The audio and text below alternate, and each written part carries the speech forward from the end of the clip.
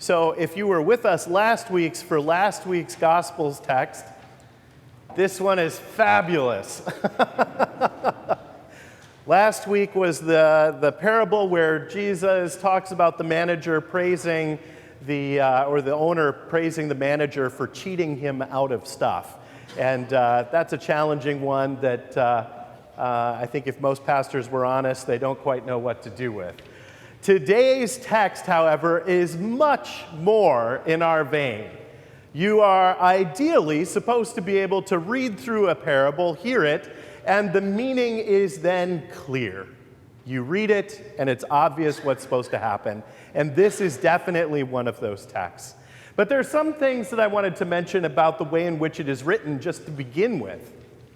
Long, long ago, when we would look at our earliest manuscripts in Greek for the New Testament, it was not unusual that those texts would be written without any spaces between words. It was just an endless string of capital letters. And you can imagine in any language, there would be a number of spots where you could put a letter kind of in either direction occasionally, and it would still kind of make sense. And the purpose for this was that you couldn't just go to Staples and buy a ream of paper and just have at it and throw sheets away if you didn't like how it was going.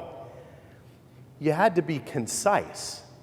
And one of the things about this gospel text that is really surprising to me, it is not concise at all. There was a rich man who liked to dress in purple and fine linens, who feasted sumptuously. Who uses the word sumptuously, and yet it's completely unnecessary? Feasted was plenty, right? But sumptuously, it draws us back to the first reading where we have the revelry of the loungers. I don't know how that goes in Hebrew, but I'm sure it sounds just as great there as well. But in this text, we have this elaborate sense of what's going on. Lazarus is not just a poor man. He's a poor man laying at the gate. He's a poor man laying at the gate who has sores. He's a poor man laying at the gate who has sores that are licked by dogs. Just this endless richness in the text that is happening. We can almost picture it as if it is a movie that we have just sat down to watch. We can picture it, right? The stretch Mercedes that rolls up to the gate. The power window comes down. There's a keypad there to open the gate, right? And just as we today drive down the freeway and see the tents and other shelters wedged up in various places on the sides, we can picture Lazarus laying there at the gate. We can imagine the rest of the story, right? The rich man going into the house, asking one of his servants to contact the non-emergency police line and just let him know that the guy's still at the gate and, it's a public sidewalk. And we can kind of picture how the rest of that story would be fleshed out, right?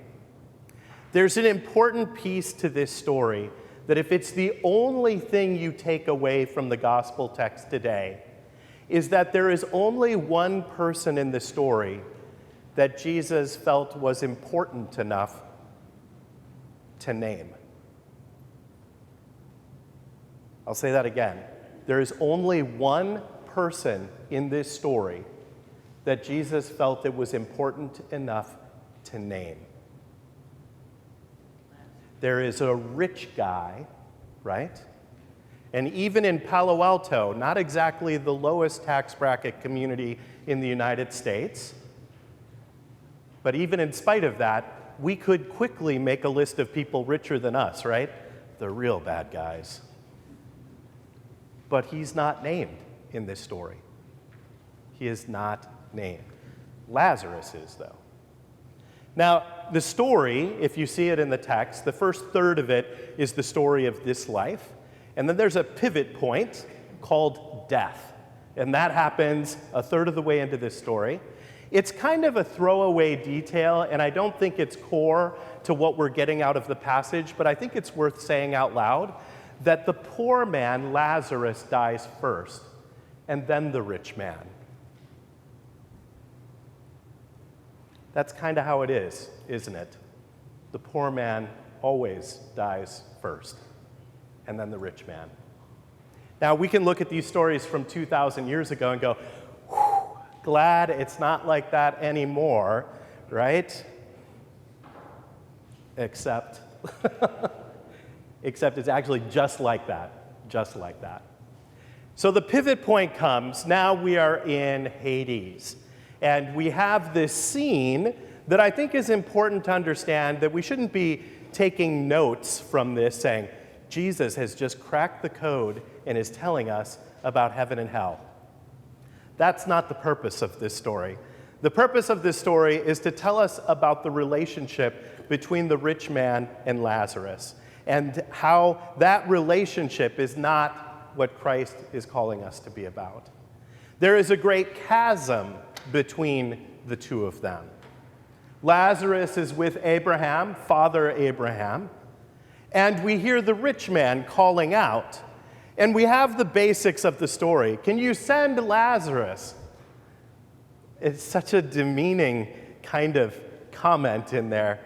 Here, boy, is kind of the impression of the text, right? And yet, no, that's not the way it's going to happen. Then we hear the rich man scrambling around. Well, you can help my brothers. Could you send him to speak to my family? And then we get, in case you missed it, that foreshadowing, right? Neither will they believe if someone comes back from the dead.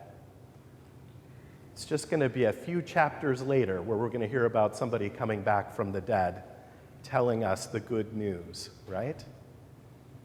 One of the things that I think is interesting in this parable, and it's common to several parables, we like the idea of Jesus as a nice guy.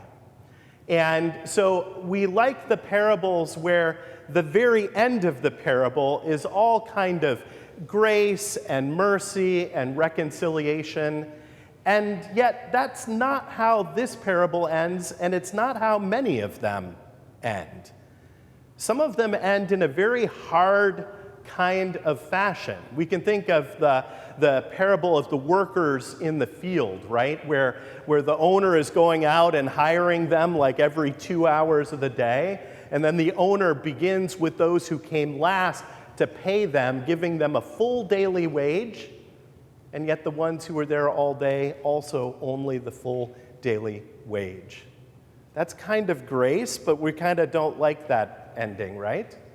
In this ending, we don't have Lazarus up there going, "Oh, my lost friend, come here to be with me and Father Abraham."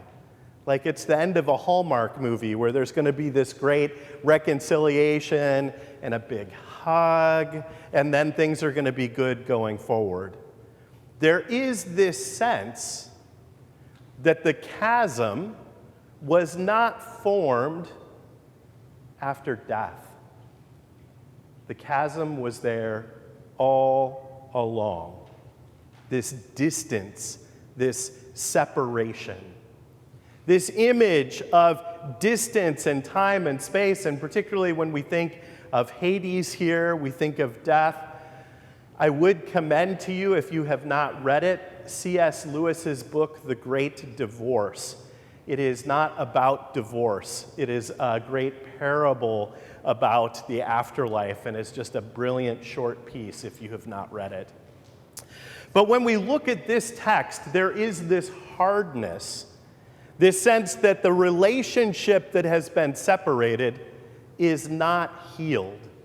And I think what I would take from that for us today is the idea that Christ feels that these chasms are a big deal, and that we should be acting in this life in ways that prevent those kinds of chasms from happening.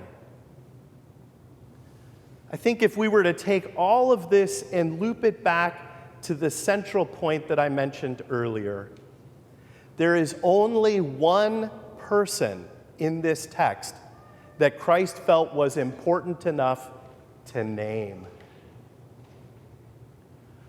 What are the names of the people around you that you do not know?